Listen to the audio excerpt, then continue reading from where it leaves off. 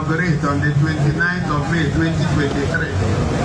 Ekwuru na maga na chief, ga na award, ga na honorary doctorate, ga na ihe ọna. So maka enye unu proper guidance. Anyị ga-edote ya ụbọchị nchichara. Mgbe nri tụrụ, ma bịazie bịa nara ekwe ebe ahụ.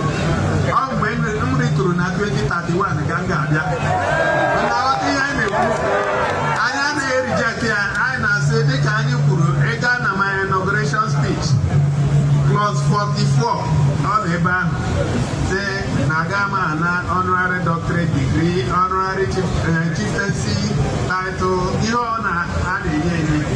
Anyị filikwana na ọ dịghị proper ịnọrọ n'ọchịchị ga na title. So title a ga-suspend ya, m ga-abịa na ya na 2031. I hope na unu kwere otu ahụ. Ndewonu.